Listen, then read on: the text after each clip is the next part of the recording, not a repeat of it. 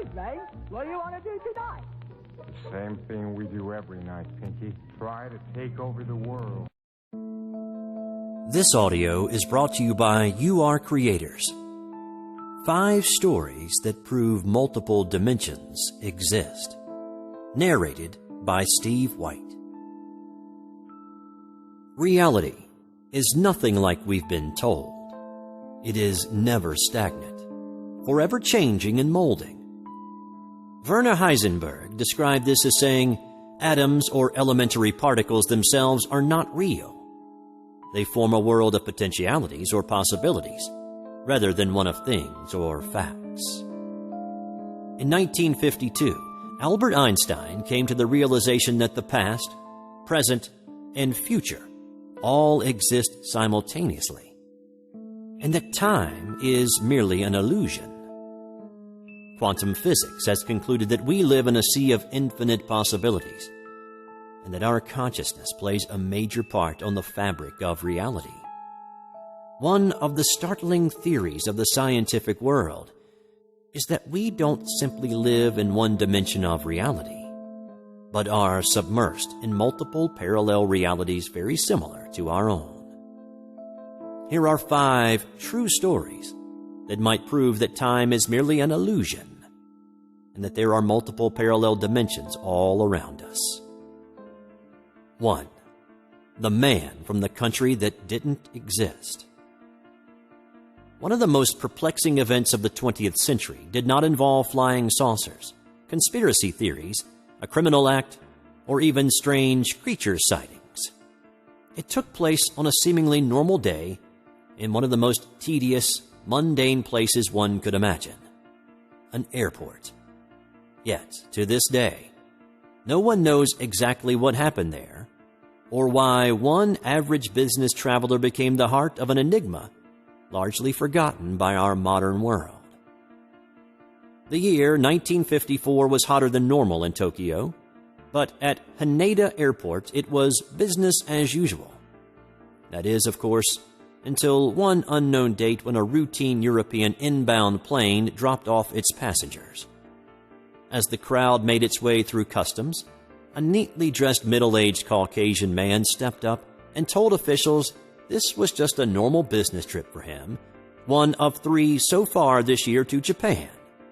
His primary language was French, yet he spoke Japanese and several other languages. In his wallet was a variety of currencies from various European countries, as if to verify his frequent flyer tendencies. When they asked him for his country of origin, things became strange. He casually stated that he was from Taured, on the border between France and Spain. The officials told him that Taured didn't exist, but he presented them with his passport, issued by the non-existent country of Taured, which also showed visa stamps corroborating his previous business travels to Japan and other countries. Yet when they called the company he said he was having a meeting with, they had never heard of him or his company ever before that moment. The hotel he had reserved a room at had no reservation for such a person, and the bank listed on his checkbook appeared not to exist. The bearded man scoffed. Surely this was some elaborate practical joke for his benefit. Customs officials showed him a world map and pointed to the tiny country of Andorra. Perhaps that was his real country of origin, and somehow he was either mistaken or having his own little joke.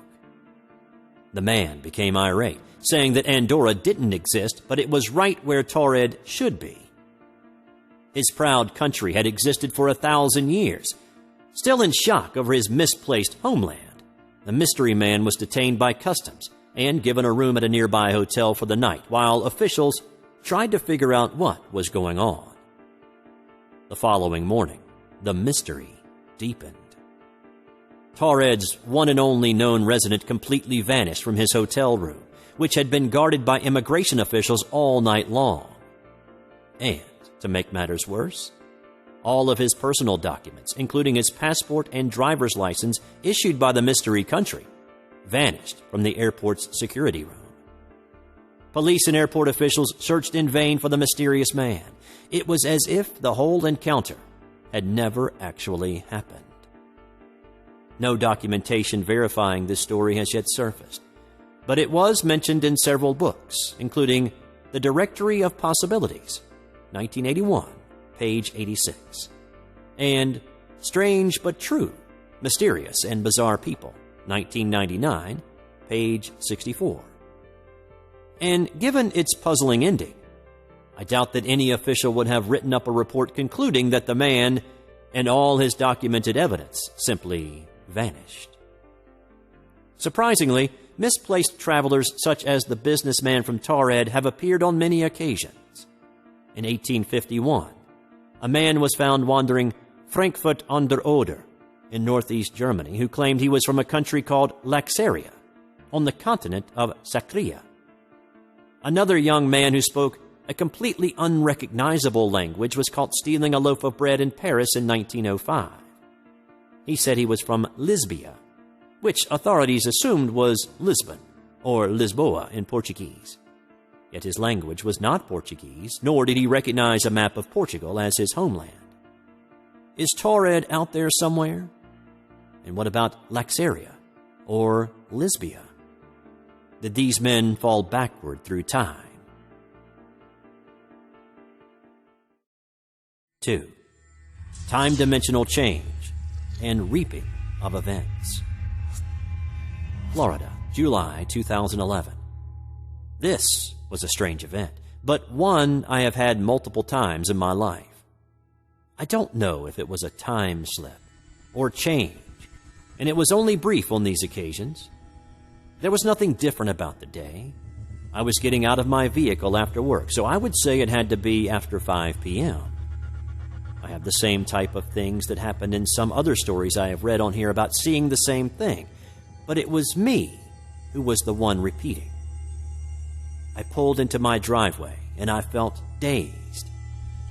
The next thing that occurred, I was back on the road leading to my house, and it repeated. Now, the oddity that is strange to me was the first driveway I pulled into was my home, and so was the second.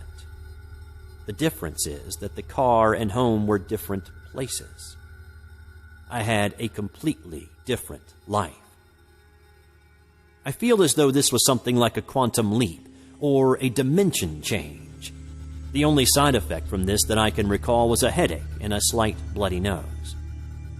The memories from this other life, or maybe a dream, are vague at best.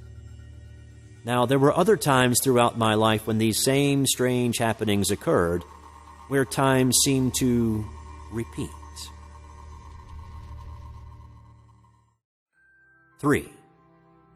In July 1973, I lived in a college dorm on Long Island, New York. I decided to take a walk to the local stores 3 blocks away. It was a residential neighborhood, and there was only one route to the stores. As I entered the first block, I remember thinking, I wish there was another route to the stores, as I was bored with this one. Right after that thought, I noticed strange things. First thing that caught my attention was the absolute silence, completely devoid of any sound. I spoke out loud, saying, "Why is it so quiet?" And my voice had a very odd, far away, tin-like sound to it.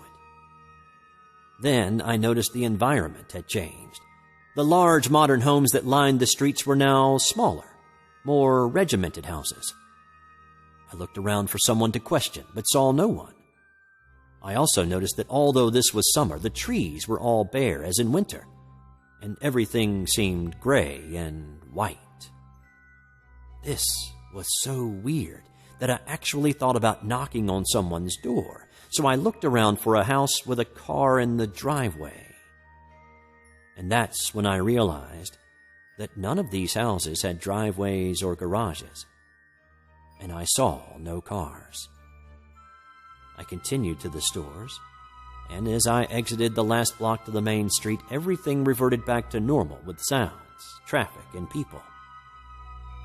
On my return trip back home, the same strange scenario happened again, but with one exception. When I got to the second block, I noticed a very green, park-like, manicured hill with a park bench that took up almost the whole block. I knew this park was not there on the first trip. When I exited the last of the 3 blocks, I crossed the street to go back to my dorm, and again everything reverted back to normal. The whole trip took approximately 90 minutes. I left the dorm at 3 p.m., and when I returned, the time on the same clock was 3:12 p.m. I checked other clocks as well. Somehow, I had gained over an hour of time. I've heard of missing time, but this was gained time. More strangeness. I was so unnerved by what happened that the next day I decided to walk that route again, thinking it would never happen again. Well, it did. Same time warp, but now when I got to the second block, I saw that the park was still there, but the bench on the hill was gone. I continued to the stores, still not hearing a sound or seeing any movement. On my return trip home, I proceeded cautiously. I took a few steps, then, in a blink, I was back in this strange place. Now, when I got to the second block, I saw the entire park was gone, and in its place the row of small regimented houses that I had seen on the very first trip. I am freaking out at this point. I returned to my dorm, and again I have gained time. The next time I walked that route, everything was back to normal. 4. This event took place on Tuesday, February 24th, 2015. I've since looked up similar events, and this site and its True Stories section kept coming up. I've decided to submit my story to see if others can help me make sense of it. On the night in question, I was driving home from work, having finished the late shift. After closing up shop at 8 p.m., I headed for home along the highway. All was normal. After a couple of miles, there's a junction where I turn off onto another highway for the home stretch. This is where things got a little strange. As I was driving along, I started feeling sickly and got a strong metallic taste in my mouth. I also became aware that I was the only person driving on this road, which for the time of night isn't rare. It is a quiet highway. But I was extremely aware of how there was just me.